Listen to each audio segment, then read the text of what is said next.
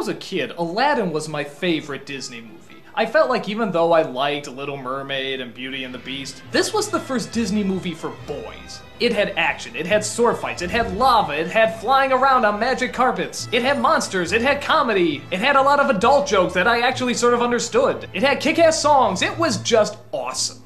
But I will admit, as I get older, that novelty seems to wear off a bit.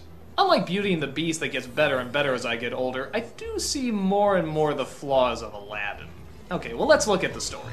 Aladdin is a thief trying to get by on the streets. He comes across a princess named Jasmine who's trying to get away from the palace to make a life for her own. But he gets captured by a sorcerer named Jafar and gets manipulated into searching for a magic lamp. Here, he comes across a flying carpet, and of course, the genie. Do I even need to say who voiced him? Hello, Aladdin. Nice to have you on the show. Can we call you Al, or maybe just Din? Or how about Laddie? Sounds like here, boy. Come on, Laddie. So he goes back to town using one of his wishes to turn himself into a prince. This allows him the possibility to marry the princess, but Jafar won't let it happen. He tries to kill Aladdin and take the lamp away so he can use the genie for his own diabolical powers. You get your sword fight, giant monsters, action, comedy, all that good stuff. So what is it about Aladdin that does or doesn't work? Well, a lot of the time, it's sort of the same thing. Aladdin is very modern. Even Agrabah looks much more like Vegas than it does in Arabian City. Of course, Robin Williams' jokes, while funny, all come from a way that current people talk and even movies that haven't been made by this time period. In fact, they didn't even know what movies were back then. So there's a lot of breaking the fourth wall jokes and of course a lot of modern day talk.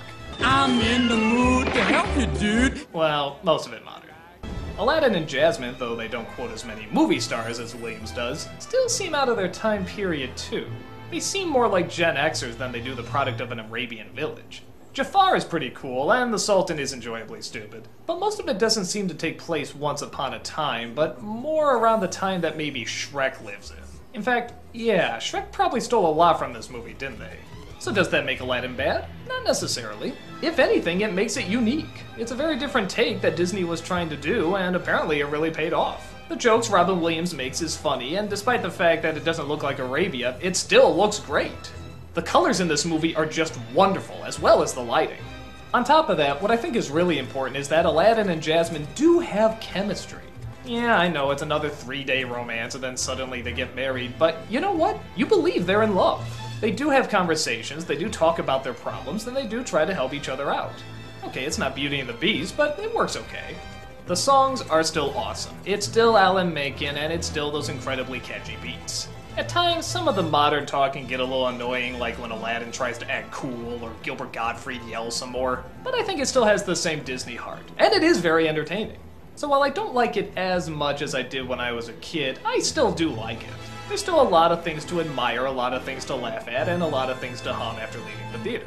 As long as you know what you're getting yourself into, chances are you'll have a pretty good time.